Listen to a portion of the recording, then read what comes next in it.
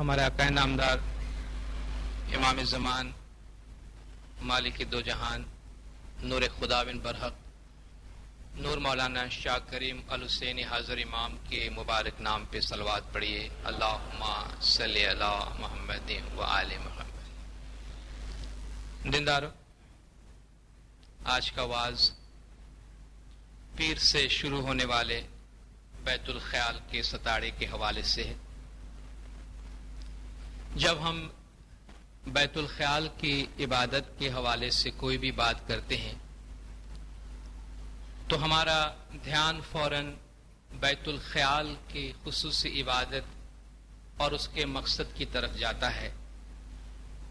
اور اگر کوئی یہ پوچھے کہ وہ مختصرین الفاظ میں یہ بتایا جائے کہ بیت الخیال کا مقصد کیا ہے، بیت الخیال کیوں ہے، بیت الخیال میں کیوں آنا چاہیے، یہ صبح کی خصوصی بندگی کیوں دی گئی ہے، شارٹیسٹ پاسبل جواب کیا ہونا چاہیے، تو اتنا کہہ سکتے ہیں کہ بیت الخیال کی عبادت روحانی ترقی کے واسطے ہے۔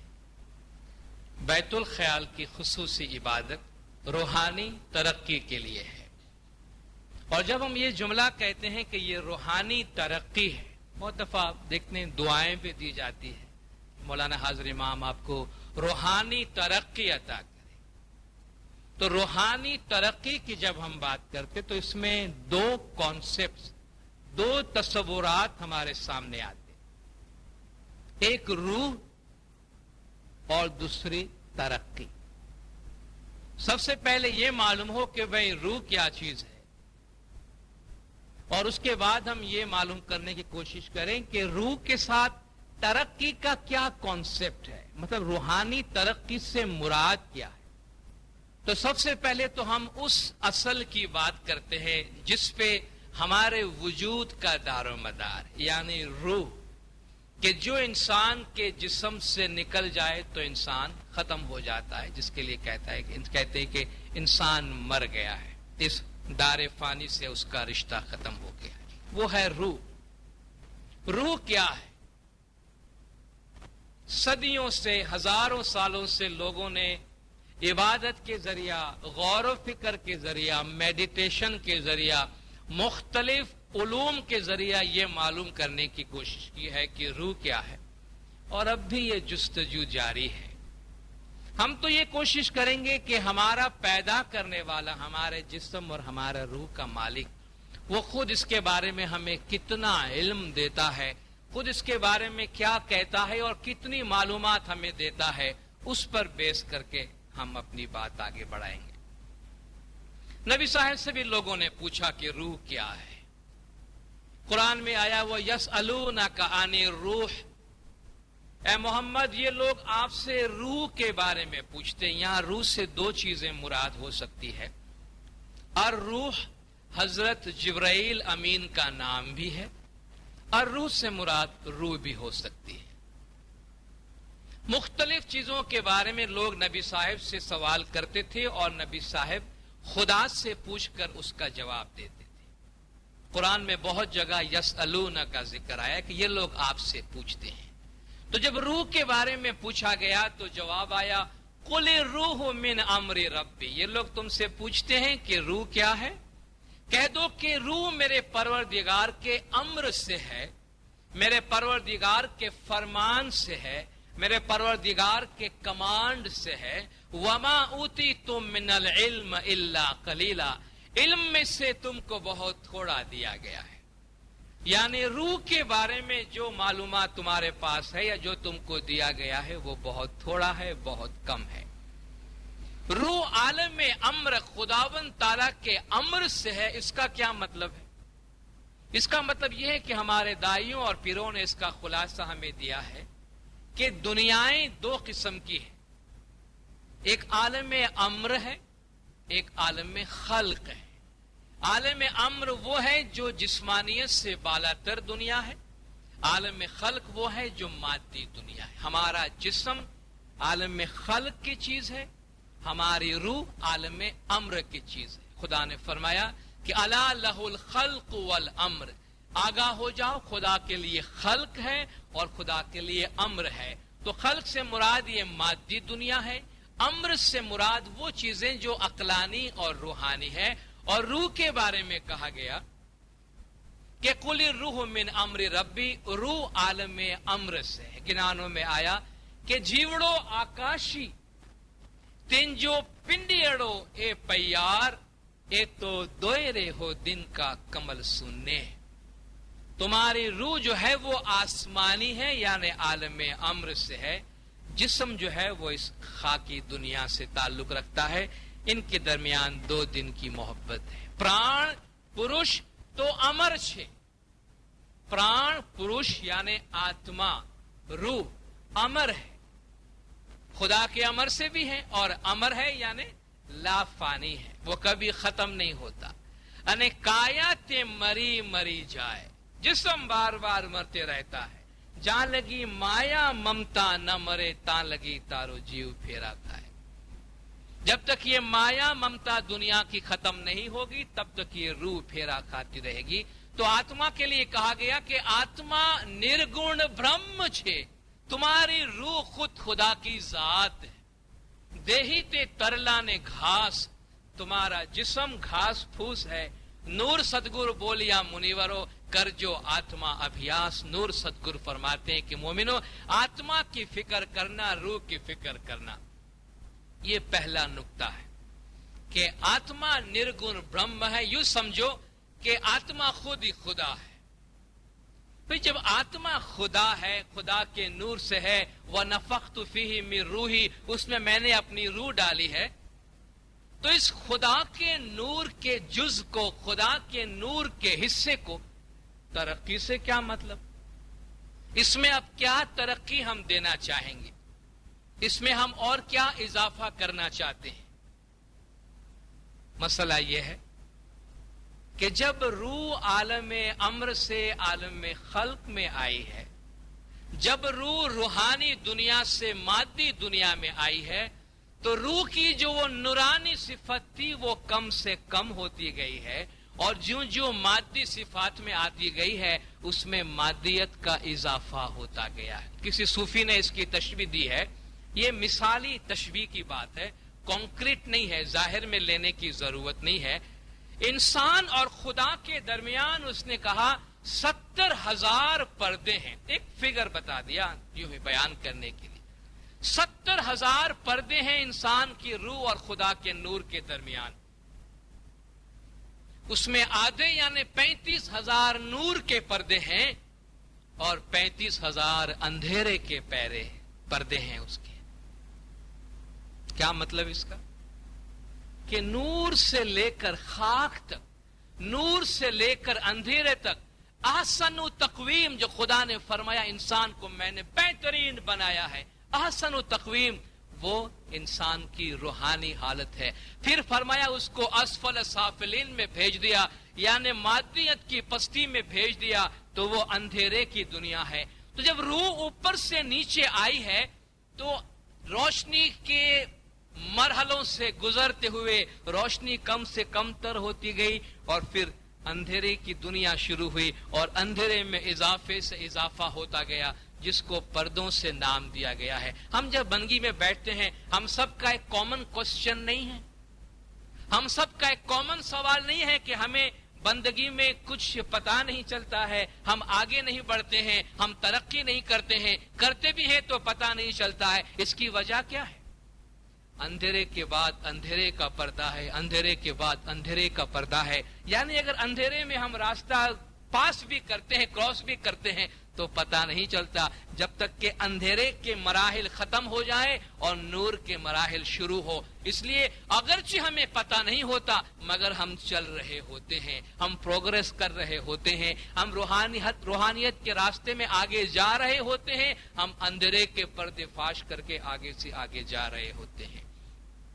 پھر شمس ماں باپ نے بڑی خوبصورت مثال دی ہے گنان میں انسان کی تخلیق کے بارے میں. دھن دھن سامی راجا تو سرجنہار سائیں جی، یہ گنان ہے، اس میں ایک تشبیہ دی ہے کہ انسان کو پیدا کیا گیا اور روح کو جب جسم میں ڈالا گیا تو کیسے اندھیری دنیا میں آئی، کہ جئی ملائک مٹی کاپن لاگا سائیں جی. خدا نے جب حکم دیا کہ انسان کو بناؤ تو کہتے ہیں جئی ملائک مٹی کاپن لاگا سائیں جی. فرشتے جا کر مٹی کاٹنے لگے انسان کو بنانے کے لیے. مٹی روون لاگی سائیں جی. تو مٹی رونے لگی. فرشتوں نے کہا نر وہ مٹی میرے شاہ دا فرمان ہوا سائیں جی کہ مٹی رونے مولا کا فرمان ہے تجھے لے جانا ہے. آنیو پانی بندے دا خمیر مچایا سائیں جی. پانی منگایا اور مٹی لایا اور اس سے بندے کا بت بنایا. خمیر مچایا بندے دا بت بنایا سائیں جی. اس مٹی اور گارے سے اور پانی کو ملا کر انسان کا پتلا بنایا. ستیں آسمانے بندے دا روح منگایا سائیں جی.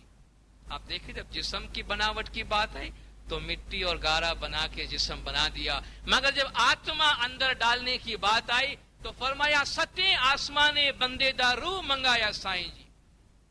ساتویں آسمان سے بندے کی روح منگایا. وڑویں روح اندر کایا کوٹھی چھے تمہاری سائیں جی. روح سے کہا گیا جاؤ یہ تمہارا گھر ہے اس میں داخل ہو جاؤ.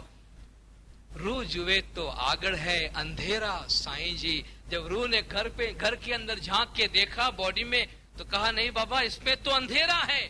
یہ نہیں چھے من ہمارا سائیں جی, ہمارا دل نہیں ہوتا اس میں جانے کا, اس میں مجھے نہ بھیجو. جیما میں وڑو تیما جو پھری کاٹے گا سائیں جی. یہاں جاؤں اس شرط پہ کہ مجھے پرماننٹلی وہاں نہیں رکھنا, مجھے وہاں سے باہر نکالنا. تیما میں وڑو جو پھری کاٹے گا سائیں جی کہ میرا مرشد میرا مولا اگر تو مجھے واپس نکالے تو میں اس میں جاؤں.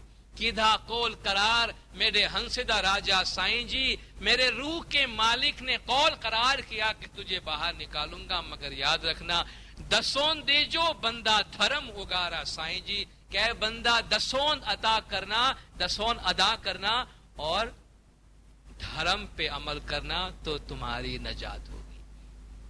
تو ہماری روح جب عالم ارواح سے عالم خلق میں آئی ہے تو کیا حالت ہوئی ہے؟ کیسرسی سروپ بھلایو اجا کرے سنگ اجا ہوئے رہیو. شیر ببر بکریوں کی صحبت میں رہا, بکری بن گیا. آج جو ہماری حالت ہے کہ مولا نے فرمایا تم آسمان میں روحانی دنیا کے پرواز کرنے والے پرندے ہو, مگر تمہارا حال یہ ہوا ہے کہ تمہارے پر کاٹ دیے گئے, پنجرے کے اندر خوش ہو. وہی تم نے اپنا سنسار بنایا ہے, بس وہی کھانا پینا, وہی تمہاری فیملی, تمہارا سنسار, بس تم اسی میں خوش ہو. مسئلہ کیا ہے؟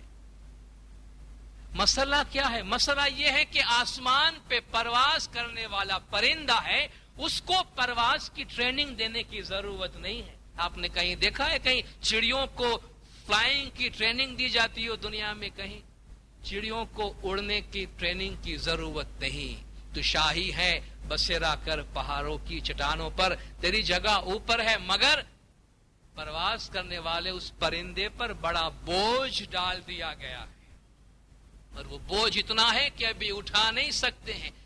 عربستان کا ایک شیخ ایک دفعہ ہندوستان گیا. ہندوستان کے لوگوں کے کھانے کی عادت ہے, اس نے دیکھی تو اس نے دیکھا کہ یہ ہندوستان کے لوگ جو ہیں وہ مرچی جیسی کوئی چیز کھاتے ہیں, ان کو مزہ آتا ہے, ٹیسٹ لیتے ہیں. ہندوستانی خوراکوں میں مرچی زیادہ کھائی جاتی ہے, آپ جانتے ہیں. وہ صوفی بھی تھا, شیخ بھی تھا, تاجر بھی تھا, باتوں باتوں میں نصیحت بھی کر دیا کرتا تھا. تو اس نے بازار سے 1-2 کلو مرچی خرید لی اور ایک درخت کے نیچے بیٹھ کر کھانا شروع کیا. تھوڑی سی مرچی منہ میں ڈالی تو منہ جلا, دوسرا تھوڑا اور منہ میں ڈالا تو آنکھوں سے پانی, ناک سے پانی, چلانا شروع کیا. لوگوں نے آ کر کہا بھئی تم یہ کیا کر رہے ہو؟ بھئی یہ کھا رہا ہوں جو تم کھاتے ہو. بابا یہ اس طرح کھانے کی چیز نہیں ہے. تب میں کھا رہا ہوں, شاید آنے والا لقمہ اس سے بہتر ٹیسٹ مجھے دے.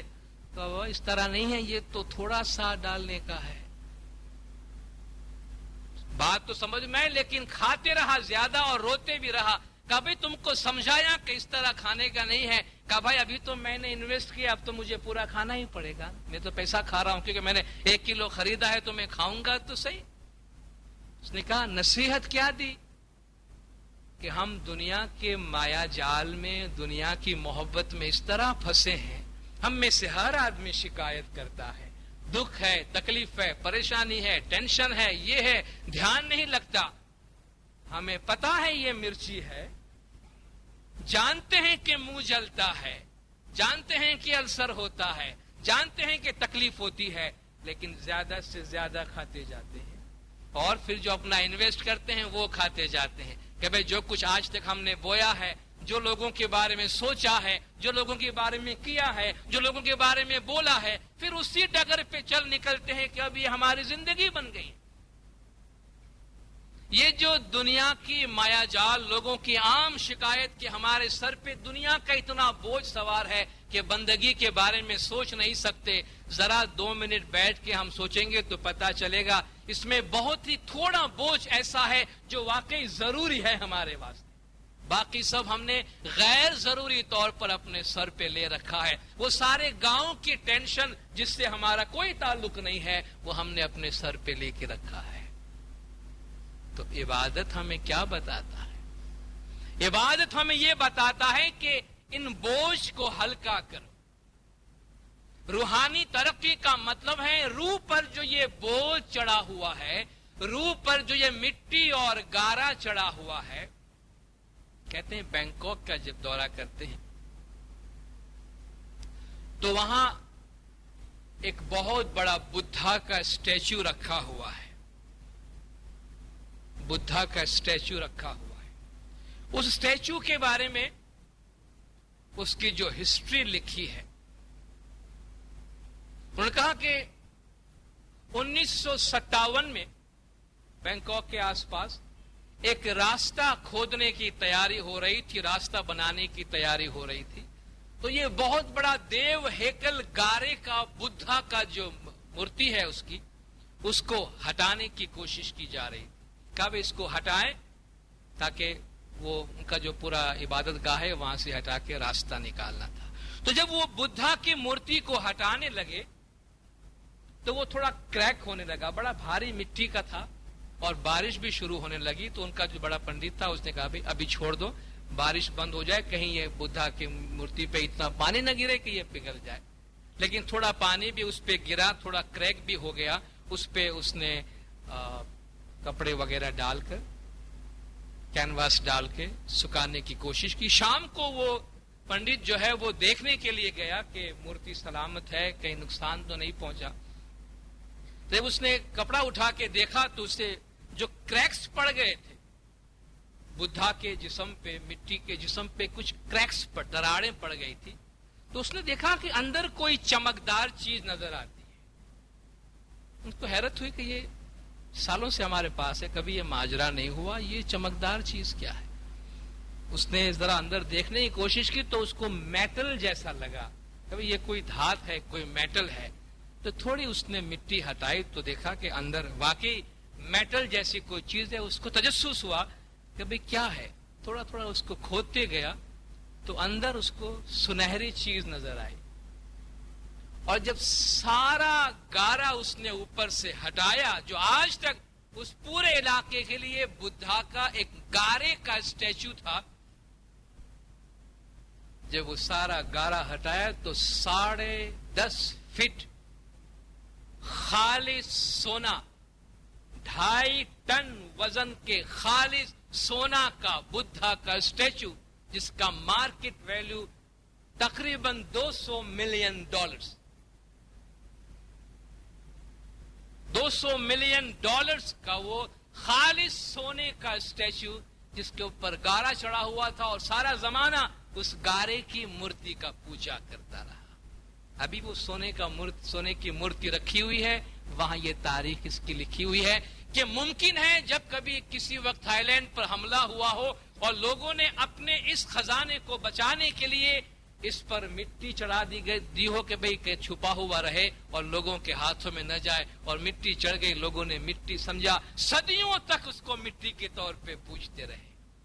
اس نے لیسن ساتھ میں یہ بتایا کہ ہماری حالت بھی ایسی، ہم اپنے اندر سے گولڈن انسان ہیں. خدا نے ہمیں اندر سے باطن میں جو ہماری روحانیت ہے وہ سونے، ہیرے اور جواہرات کی بنی ہوئی ہے، مگر اوپر ہم نے گارا چڑھایا ہے اور چڑھاتے ہی جاتے ہیں، چڑھاتے ہی جاتے ہیں. نہ ہمیں پتا ہے کہ ہمارے اندر کیا خزانہ ہے اور نہ دیکھنے والے کو پتا چلتا ہے. کبھی کوئی ایسا کرشمہ ہو کہ کوئی دراڑ پڑے، کبھی تکلیف آتی ہے، کبھی مصیبت آتی ہے، کبھی بلیسنگز آتی ہے، تو اچانک اندر سے وہ روشنی، وہ نور ہمیں نظر آتی ہے. تو یہ ذکر کیا ہے؟ تسبیح کیا ہے؟ عبادت کیا ہے؟ یہ عبادت وہ چیز ہے کہ ہماری روح پر جو مادیت کی تہ جمی ہوئی ہے اس سے نکالتی ہے. کس کا میل سو کس تھی جاوے، دل کا میل سو ذکر کما. انترو نہیں رسائیاں جو گھٹ نرمل ہوئے. ایک اور تشبیہ دی گئی کہ جدائی نہیں ہے، ڈسٹینس نہیں ہے، مولا سے تیری دوری نہیں ہے. جو گھٹ نرمل ہوئے، اگر دل کا آئینہ، دل کا شیشہ صاف ہے، کاٹ بھرانی آرسی تو مکھ نہ دسے کوئی. آئینے پہ جب زنگ لگ جائے تو پھر صورت نظر نہیں آتی. خدا نے بھی فرمایا کلا بل ران علی قلوبہم بما کانوا یکسبون. جو کچھ یہ لوگ کماتے ہیں، جو اعمال یہ انجام دیتے ہیں، ان کی وجہ سے ان کے دل پہ زنگ چڑھ گیا ہے، اس لیے ان کو کچھ نظر نہیں آتا. اس لیے ہمیں یہ تعلیم دی گئی ہے خدا کا ذکر کرو، خدا کو یاد کرو. سوتے بیٹھے راہ چلنتے نام صاحب جی کو لیجیے. بہترین طریقہ عبادت بندگی میں آگے بڑھنے کا کیا ہے؟ سب سے پہلی بات، باقاعدگی سے جماعت خانے میں آئے. ستاڑے کا مطلب محض 7 دن بندگی کرنا نہیں ہے، بلکہ ہماری ٹوٹی ہوئی عادت کو پھر سے شروع کرنے کے لیے ہماری ایک مدد کرنا ہے.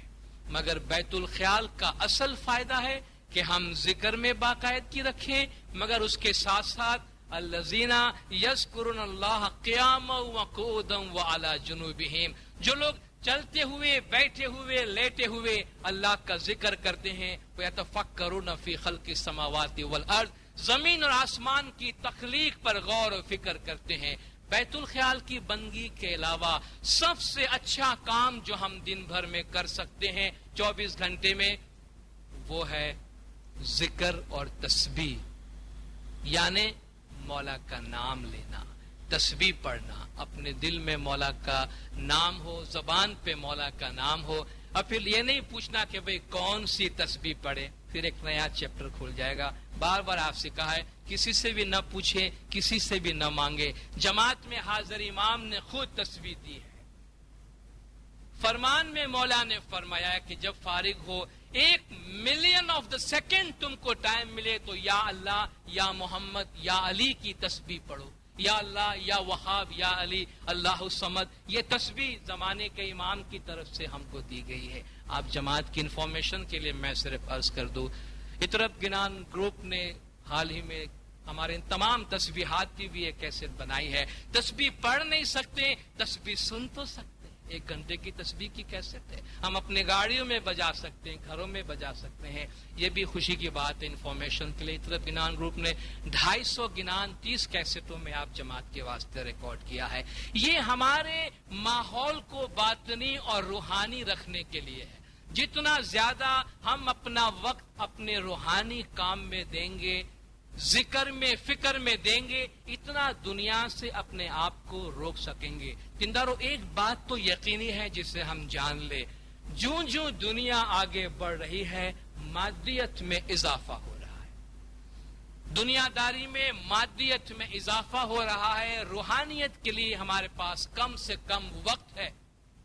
اس لیے دن بھر میں ہمارے پاس جو بھی ٹائم ہے، جو بھی وقت ہے، اس میں ہم ذکر میں، فکر میں، تسبیح میں اپنا وقت گزارے. جو سب سے اچھی عبادت ہے، جو سب سے اچھا مشغلہ ہے. اس سے نہ صرف ہم کو ہمارے دل کو سکون حاصل ہوگا، بلکہ خدا نہ خواستہ اگر حالات ناموافق ہوتے ہیں، تکالیف ہوتی ہے، مشکلات ہوتی ہے، آفت ہوتی ہے، کسوٹی ہوتی ہے، ان کو بھی برداشت کرنے میں ہمیں طاقت ملتی ہے. تو عبادت کا، تسبیح کا، ذکر کا مطلب ہے اندر چھپی ہوئی روحانیت کو بیدار کرنا، اس کو پھر سے جاگروتی دینا. کیونکہ ذکر کا مطلب ہے یاد دلانا. تو جب ہم تسبیح اور ذکر پڑھتے ہیں تو جو ہماری اصلیت خدا کی ذات کے ساتھ ہے وہ پھر سے ہمارے اندر زندہ ہو جاتی ہے, اور جب وہ روحانیت زندہ ہو جائے تو وہ خود بخود پرواز کرنے لگتی ہے, پھر کسی اور چیز کی ضرورت نہیں ہے. مولانا حاضر امام ہم سب کو عبادت, بندگی اور روحانیت میں بھرپور رکھے. مولا کے جماعت کے تمام گناہ معاف کرے, سب کی نیک امیدیں پوری کرے, آخری دم تک ایمان سلامت رکھے, سکھی سلامت و آباد رکھے, دیدار نصیب کرے. صلوات پڑھے دیندار. اللہم صلی علی محمد و آل محمد.